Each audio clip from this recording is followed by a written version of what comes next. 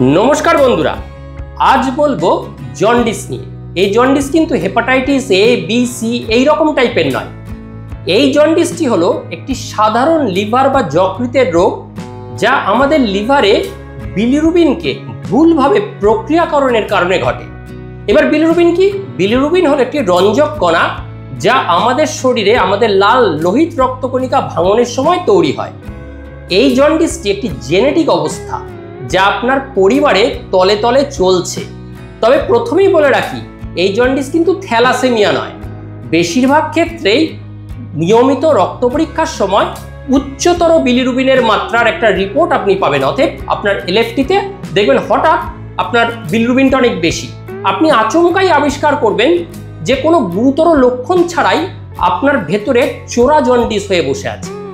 আর হ্যাঁ, এই জন্ডিসটা কিন্তু আপনার জন্মলগ্ন থেকেই আছে। এই জন্ডিস আপনি জন্ম থেকেই ভুগছেন, কিন্তু আচমকা রক্ত পরীক্ষা না হওয়া পর্যন্ত আপনি জানতেনই না যে আপনি গিলবার্ট সিনড্রোম নামে একটি রোগে ভুগছেন। হ্যাঁ, আজ আমরা আলোচনা করব এই চোরা জন্ডিস নিয়ে, যার চিকিৎসা বিজ্ঞানের নাম গিলবার্ট সিনড্রোম। গিলবার্ট সিনড্রোমের স্বীকৃতি কোনো প্রতিকার বা চিকিৎসা কিছুই কিন্তু আমাদের চিকিৎসা বিজ্ঞানের কাছে নেই। তাহলে এটি ঠিক করার উপায় কি? এই উত্তর জানতেই আপনাদের এই পুরো পর্বটি শেষ অবধি দেখার অনুরোধ করব, কারণ আমাদের জনসংখ্যার প্রায় 4 থেকে 10% কিন্তু এই রোগে আক্রান্ত, আমরা জানি না। আজ এই পর্বে আমি আপনাদের বলবো এই চোরা জন্ডিসের সম্বন্ধে বিস্তারিত এই বিষয়গুলি। নাম্বার 1, গিলবার্ট সিনড্রোমের কারণ। নাম্বার 2, গিলবার্ট সিনড্রোমের লক্ষণ। নাম্বার 3, গিলবার্ট সিনড্রোমের ঝুঁকির কারণ। নাম্বার 4, গিলবার্ট সিনড্রোম কি করে নির্ণয় করবেন। নাম্বার 5, গিলবার্ট সিনড্রোমের চিকিৎসা। আর নাম্বার 6, গিলবার্ট সিনড্রোমের জটিলতা। নমস্কার, আমি ডক্টর অনুপম সিনহা, জেনারেল ফিজিশিয়ান, প্রক্টোলজিস্ট ও লাইফস্টাইল মডিফায়ার। এই পর্বে আপনাদের হোস্ট, আর আপনারা দেখছেন আপনাদের নিজেদের ইউটিউব চ্যানেল ডক্টর অনুপম হেল্পফুল।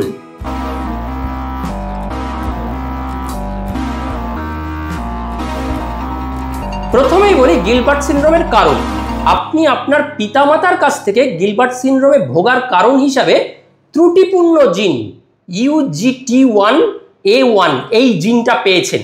এটা ত্রুটিপূর্ণ একটা জিন, এবং এই জিনটা যে ক্রোমোজোমে আছে তার পয়েন্ট হচ্ছে 2q37। উত্তরাধিকার সূত্রে এটা আপনি পেয়েছেন এই রোগটা। সাধারণত এই জিনটি একটি এনজাইম তৈরি করে, গ্লুকুরোনাইল ট্রান্সফারেজ, যা লিভারকে বিলিরুবিনে ভেঙে দিতে এবং শরীর থেকে বের করে দিতে সাহায্য করে। আর আপনার শরীরে পুরনো লাল রক্তকণাগুলো ভেঙে ফেলার সাথে সাথে এটি বিলিরুবিন তৈরি করে। এটি একটি হলুদ রঞ্জক কণা। বিলিরুবিন আপনার রক্ত প্রবাহ দ্বারা লিভারে যায়। এই চারটা খেয়াল করুন। এইখানে এই গ্লুকুরোনাইল ট্রান্সফারেজ এনজাইম দ্বারা এই বিলিরুবিনটা ভেঙে যায় এবং আপনার শরীর থেকে নির্মূল হয়ে বেরিয়ে যায় পায়খানা এবং পেচ্ছাপের মাধ্যমে। তাই আপনার পায়খানা এবং পেচ্ছাপ হলুদ। কিন্তু আপনার ভেতরে তো ইনকমপ্লিট অদক্ষ জিন আছে, যার ফলে আপনার শরীরে পর্যাপ্ত পরিমাণে গ্লুকুরোনাইল ট্রান্সফারেজ এনজাইম তৈরি হচ্ছে না, যার ফলে আপনার রক্তে বিলিরুবিনের পরিমাণ বেশি রয়ে যাচ্ছে। এই পেছনে ব্যাকফ্লো হয়ে ইনডাইরেক্ট বিলিরুবিনের পরিমাণ বেশি থাকে। বিলিরুবিন লিভার থেকে হয় কি, এই এনজাইম দিয়ে পিত্তর সাথে মিশে পিত্তথলিতে যায়। তারপর এটা সেকেন্ড পার্ট অফ ডিওডিনাম হয়ে মল এবং পেচ্ছাপের সাথে ইউরোবিলিনুজিন, স্টার্কোবিলিনুজিন হয়ে বেরিয়ে যায়। সংক্ষেপে এই হলো বিলিরুবিনের পথ এবং গিলবার্ট সিনড্রোমের কারণ। এইবার গিলবার্ট সিনড্রোমের লক্ষণ। গিলবার্ট সিনড্রোমের সবচেয়ে সাধারণ লক্ষণ হলো ত্বক, চোখের আপার অংশে এবং ত্বক, নখ এগুলোতে হলুদ দেখা, মানে জন্ডিসের একটা লক্ষণ। বিলিরুবিনের ক্ষেত্রে খুব বেড়ে যাবে না, 16, 17, 18 হবে না, সামান্য বেড়ে থাকবে। এবং সাধারণ বিলিরুবিনের আমাদের শরীরের মাত্রা হচ্ছে 0.2 থেকে 1.2 mg/dl। এটা আমরা নর্মাল রেঞ্জ বড়দের এবং বাচ্চাদের ক্ষেত্রে কনসিডার করি। ইন্টারেস্টিং তথ্য হচ্ছে, আমাদের জনসংখ্যার যে বললাম 4 থেকে 10% লোক জানেই না তাদের গিলবার্ট সিনড্রোম আছে। সাধারণত পিউবার্টিতে গিয়ে কোনো সময় রক্ত পরীক্ষা হলে হঠাৎ করে এটা ধরা পড়ে। এবং গিলবার্ট সিনড্রোমের রোগীদের এই বিলিরুবিনটা সাধারণত আপনার ওই 2 থেকে 4-এর মধ্যে কিন্তু ওঠানামা করে। রোগীদের যে, এবার বলবো গিলবার্ট সিনড্রোমের যে রোগীদের যে কারণে বিলিরুবিনের মাত্রা কনজেনিটাল মানে জন্মগত ছাড়াও বৃদ্ধি পেতে পারে।